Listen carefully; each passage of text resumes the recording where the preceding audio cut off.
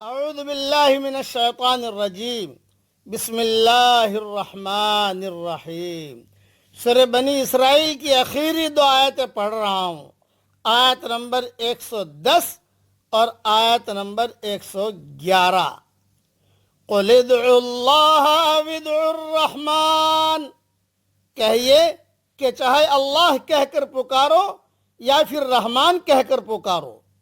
ایما تدعو فلہ الاسماء الحسنى، جس نام سے بھی پکارو اس کے لیے سب اچھے نام ہیں۔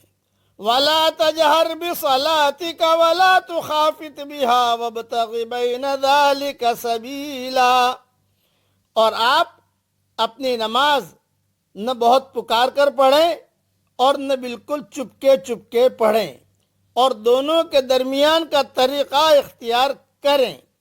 وَقُلِ الْحَمْدُ لِلَّهِ الَّذِي لَمْ يَتَّخِذْ وَلَدًا وَلَمْ يَكُنْ لَهُ شَرِيكٌ فِي الْمُلْكِ وَلَمْ يَكُنْ لَهُ وَلِيٌّ مِّنَ الذُّلِّ وَكَبِّرْهُ تَكْبِيرًا، اور کہیے کہ تمام خوبیاں اس اللہ کے لیے ہیں جو نہ اولاد رکھتا ہے اور نہ بادشاہی میں کوئی اس کا شریک ہے، اور نہ کمزوری کی وجہ سے اس کا کوئی مددگار ہے، اور آپ اس اللہ کی خوب بڑائی بیان کیجئے۔ اب مختصر تشریح سن لیجئے اس کی۔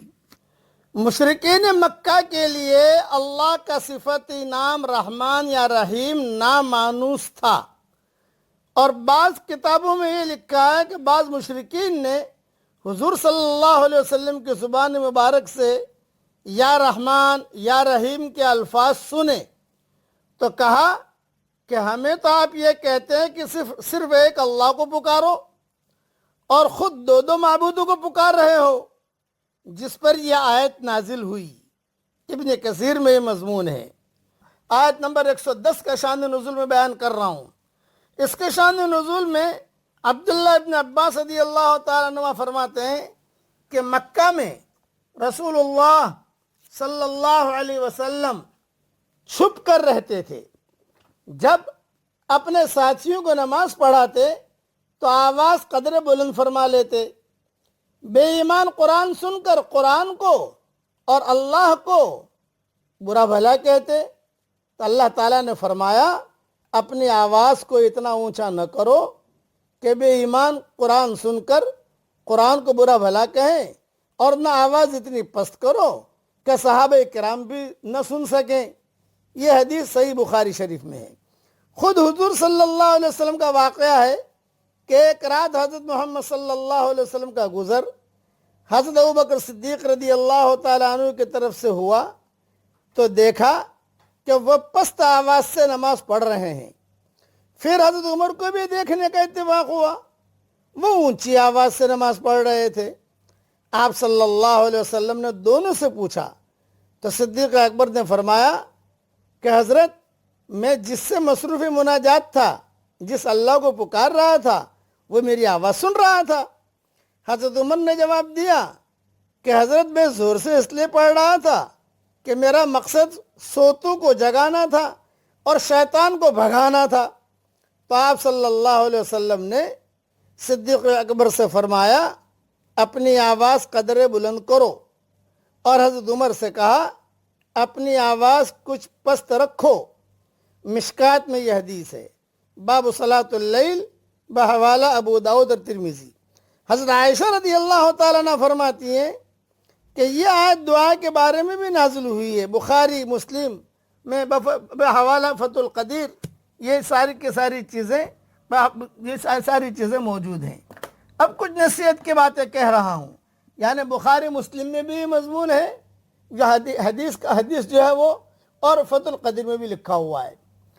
اب یہ میری نصیحت ہے میری طرف سے، دھیان سے سنیے۔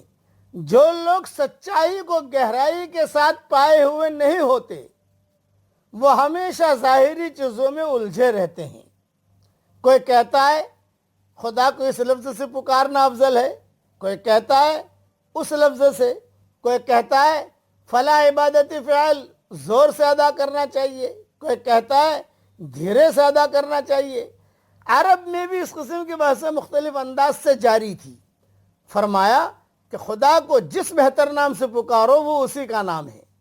اسی طرح عبادت کے بارے میں فرمایا کہ خدا کی عبادت کی ادائیگی کا انحصار نہ زور سے بولنے پر ہے اور نہ دھیرے بولنے پر ہے۔ تم عبادت کی اصل روح اپنے اندر پیدا کرو۔ ہمیں عبادت کی اصل روح اپنے اندر پیدا کرنی چاہیے اور اس کی ادائیگی میں اعتدال سے کام لینا چاہیے۔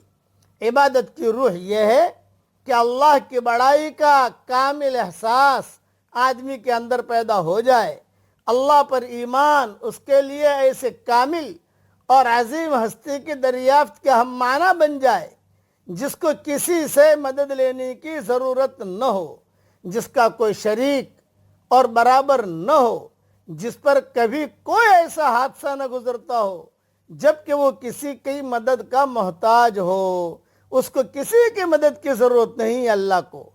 یہ یافت جب لفظوں کی صورت میں ڈھل کر زبان سے نکلنے لگے گی تو اسی کا نام تکبیر ہے، وَكَبِّرْهُ تَكْبِيرًا۔ اور بعض آثار میں یہ لکھا ہے کہ جب بھی حضور صلی اللہ علیہ وسلم کے زمانے میں بچے جو ہے بولنا شروع کرتے تو یہ آیت نمبر 111 بنی اسرائیل کی ان بچوں کو سکھایا کرتے تھے۔